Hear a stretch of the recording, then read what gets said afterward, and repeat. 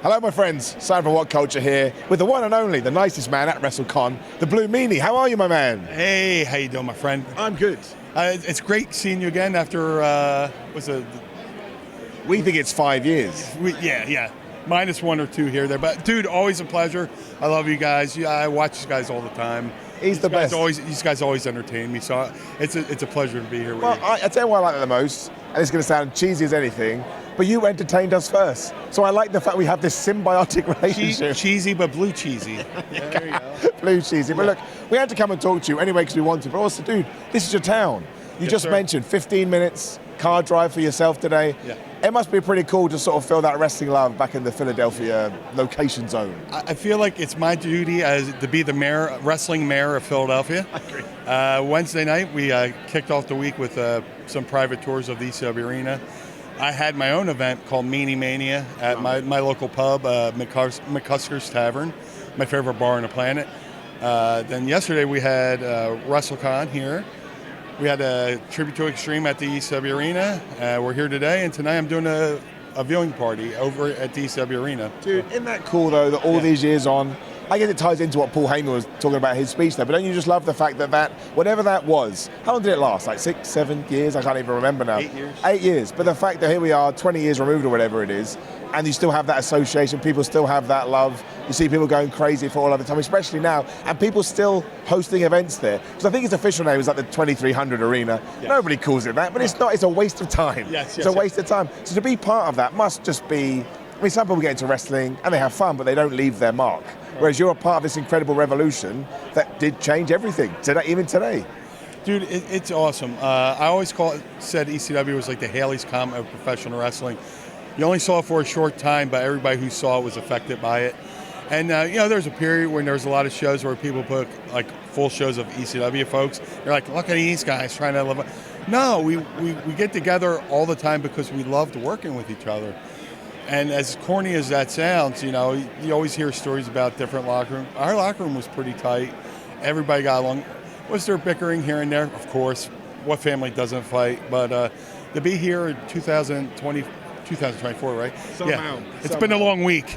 2024, and people are coming up and telling me about their favorite ECW moments, and being able to interact and give some inside stories, and just it's about community. It's about family. It's about community, and it's amazing. You don't see people chant AWA or whatever, but they still chant ECW and they still talk about it.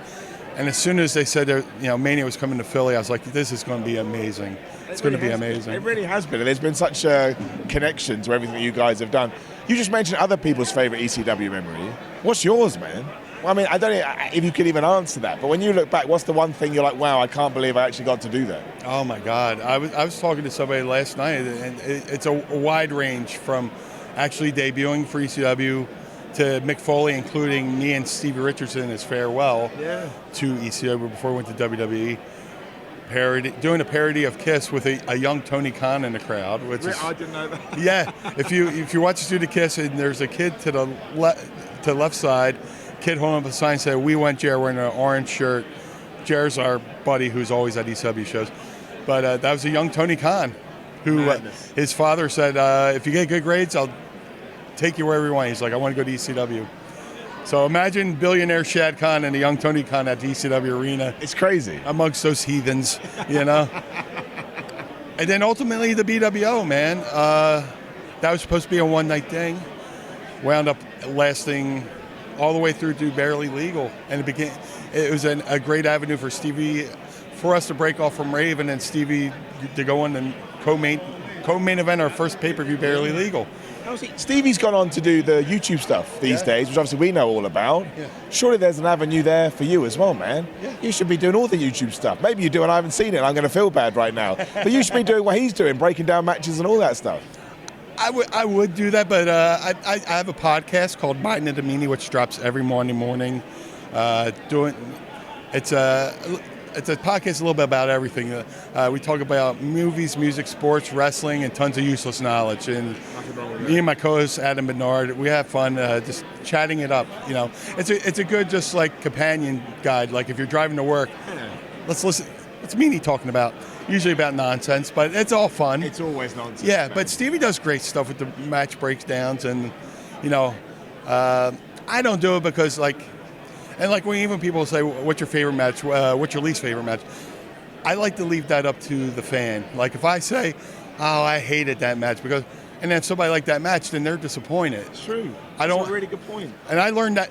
I try to learn from everything. Like I think it was Howard Stern was interviewing Paul McCartney. He's like, "What's the song about?" He's like, "Well, I never say what the song's about because everybody's got their own interpretation." Same with wrestling matches. I don't want to say this was good, that was bad.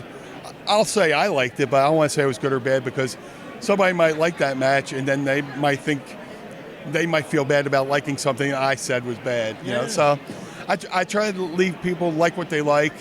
I like what I like. You can like what you like, and we can all just get along, man. Like Tracy Smothers would say. Man. I couldn't agree more. Yeah. But I am going to use that, and the fact you mentioned Tony Khan, to get your opinion on the current. I don't want any boo, yay stuff or anything like that. I just want, what is your opinion? Because you could argue this is the most late 90s wrestling has been today, because we have the you versus me versus you, etc. I love all of it. There's nobody, anyone watches my show, I'm just a big shill for professional wrestling. Me too. But how do you feel about it all, man? I mean, do you try and watch WWE and AEW and Impact and everything? Do you have a personal preference, or is it just, as they say, awesome time to be a wrestling fan, pick and choose whatever you want? I enjoy it because a lot of my friends are working. Yeah, of course. If I know somebody and they're doing good, I'm happy for them. I don't understand. I get it. I get the tribalism a little bit because I can break it down to sports. Yeah. I'm a Philadelphia Eagles fan. If I know somebody likes the Dallas Cowboys, everyone's told me this. I learned this. I didn't realize how big the feud was. Oh yeah, dude. If the Dallas Cowboys played Al Qaeda, I would have to root for Al Qaeda because I hate the Dallas Cowboys that much. I'm dead. Fuck them. It's great. That's the only way you're gonna get me to get work blue. But no, seriously, it's like your favorite sports team, like rivalries, and I kind of get that. But like I'm always rooting for the wrestler. Yeah. Yeah, because there's I have friends that are working. I have a couple students out there that are doing good stuff. Oh, that's cool, man. Yeah, so. As long as there's wrestling. Dude, I grew up in Atlantic City. Before there was like a DVR, all that stuff, just channel surfing. I'd watch, Polynesian Pacific Pro Wrestling from Hawaii on the Financial News Network on a Saturday. Amazing.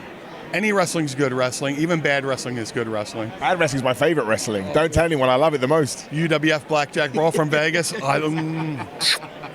The aroma. Absolutely. Yeah. Can't beat that. That's a real skill. That is. Yeah. To be that bad takes real effort. To have a double count out in a lumberjack match. Amazing. Honestly, it's WCW 2000. Yeah. My favorite year of wrestling. People win matches that aren't in matches. Yeah, and every match had a belt. Every match had a belt. I love it. I miss it so much. I just thought, though, because you mentioned, you got some connections to people working. Something AEW does really well is they bring in a legend from the past, they pair him up with, obviously the biggest one was Sting recently. Yes. Would that be something you'd be interested in? Because I can imagine, again, given we'll call it the lighter side of wrestling, you would be a wonderful mentor in that kind of a role. I would love to. Look, I talk to the young guys. Whoever really wants to talk, whoever's willing to listen, I'll talk. I did a AEW show like 2 years ago in Philly. Powerhouse Hobbs came up, he's like, "Hey, what'd you think about that move I did?" And we had a conversation, I'm not saying I'm an expert, but I've seen a lot of good things. I've seen a lot of bad things. I've made a lot of mistakes. Yeah. Learn from my mistakes. Learn from the things I did right. But especially learn from the things I did wrong. And if anybody was willing to have me just come in and that's what locker rooms need. They need a good vet in there. Just pay somebody to come in and just hang out with the young guys and talk about how it was so they can realize how good they have it now. You know what I'm saying? And that's it, because it's so easy to lose sight of that, because you only know what you know. Yeah. I find sometimes, it's just my personal opinion, I could be totally wrong, maybe when you do hear a young guy say or do something that's a bit like, oh, he's taking it for granted, but that's all he knows. So someone can say, actually, let's go back 15 years. Yeah. I think that's when guys like you, because I could imagine, knowing your good-natured way, you'd actually talk to them rather than go, berate. Well, the thing is, I'll see something online and maybe I'll say, ooh, that's a little bit too crazy. They go, well, you were in ECW. Well, that's how I formed that opinion. Well, actually, you're in ECW. That's how I formed that opinion, because I was in ECW. I saw what those things did to people. I just want people to work safe and have a longer career. You know what I'm saying? I was fortunate enough to have a decent. This is my 30th year. You know. So really? Congratulations, man. That's cool. I started with training without 2 days after WrestleMania 10, and yeah, I feel every bit of it. But, dude, like, if I can, I love the style now, but I just wish they would tone it back a little bit, just so they can have a longer career. Just say, especially my bump card filled up. The wear and tear on your body.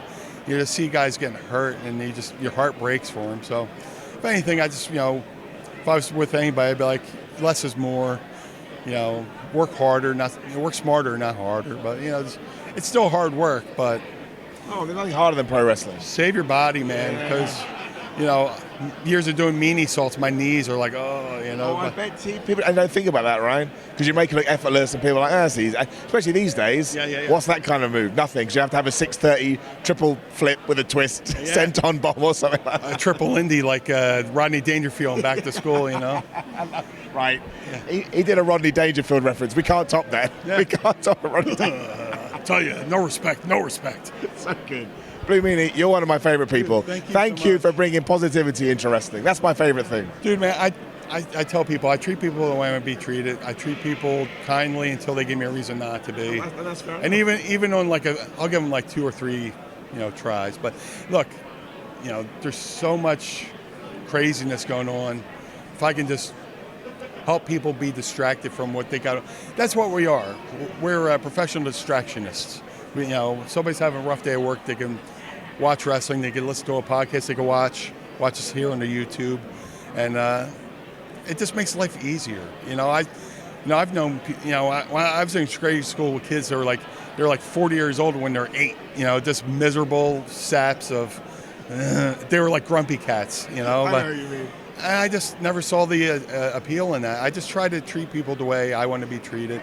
I want people leaving with a good memory and feeling happy, I feel happy right now. Yeah. That's what he does. See? It's good vibes. This is like pro wrestling Woodstock right now. I'm happy. I'm amongst my people, fans. I'm still a fan, I love this. Are you going to go to WrestleMania? You're actually going to go and watch it live, or? I am hosting a viewing party. Oh, you just said that. Yeah, sorry. No. Dude, I don't even know what I'm doing half the time. But we're doing a viewing party at DCW Arena. It's like $5 to get in the door, but the money goes to an animal rescue shelter. I mean, yeah, you couldn't be a better person, really, could you? You're the nicest, greatest person ever. But I just slap you? I mean, if you could. No. I tell you, do it anyway, but do a fake one. That could be the thumbnail. If I do this, just like, there we go. There we go. Blue Meanie, you're the best. Thank you very much. Like the video, share the video, subscribe. That's a clickbait thumbnail. See you soon.